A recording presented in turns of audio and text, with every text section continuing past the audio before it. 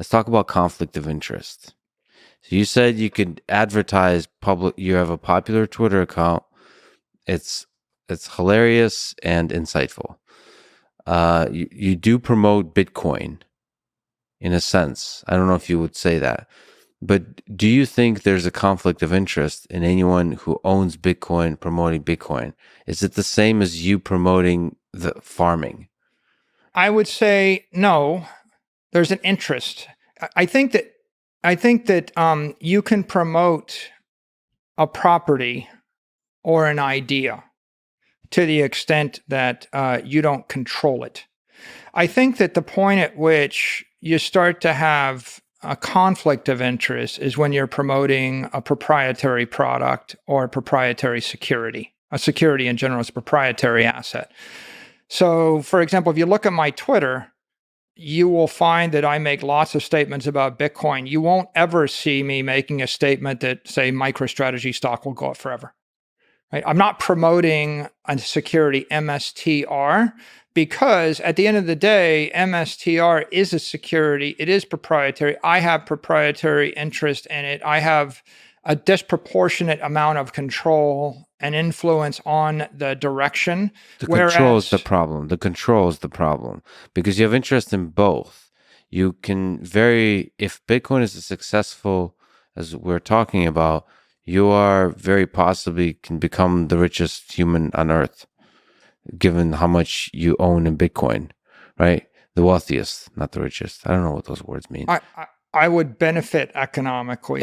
You would benefit economically. That's true. So the reason that's not conflict of interest is because the word property, that Bitcoin is an idea and it's because Bitcoin I is don't open. Own it. I don't control it. In essence, the ethical line here is: could I print myself 10 million more Bitcoin or not? Right? Can anyone? Right? It's not just you. It's can anyone?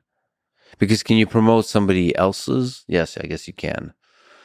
Like can you promote Apple when you have no stake? You could have a Twitter account where you promote oil, or you promote camping, or you promote family values, or promote a carnivore diet, or promote the Iron Man. Right? But you're not going to get wealthier if you promote camping, because you can't own a stake in. I mean, you own a lot of Bitcoin. What is that?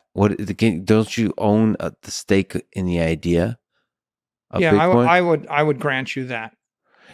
But the lack of control is the fundamental ethical line that you don't have.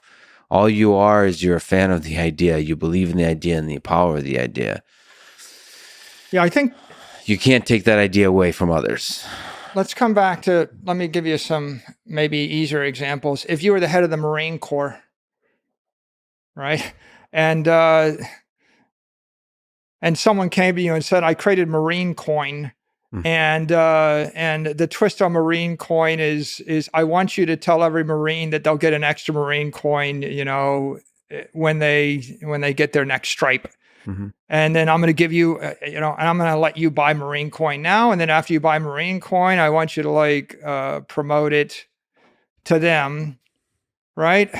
At some point, if you start to have a disproportionate influence on it, or if you're in a conversation with people with disproportionate influence, it becomes conflict of interest. And it would make you profoundly uncomfortable, I think. Yeah. If the head of the Marine Corps started promoting anything that looked like a security. Now, if the head of the Marine Corps started promoting canoeing, you might think he's kind of wacky, like that's kind of a waste of time and a distraction. So, but to the extent that canoeing is not a security, not a problem unless ultimately the issue of decentralization is really a critical. So not having a head one. So is it something? Can Bitcoin be replicated? So all the things that you're saying that make it a property, can that be replicated? I think it's possible to create other crypto properties. Does the having a head of a project a thing that limits its ability to be a property if you try to replicate? a project. I Is that the fundamental no, flaw? I think the real fundamental issue is you just never want it to change. Like if you really want something decentralized, you want a genetic template that substantially is not going to change for 1,000 years. So I think Satoshi said it at one point. He said the nature of the software is such that by version 0.1, its genetic code was set. If there was any development team that's continually changing it, on a routine basis, it becomes harder and harder to maintain its decentralization, because now there's the issue of who's influencing the changes.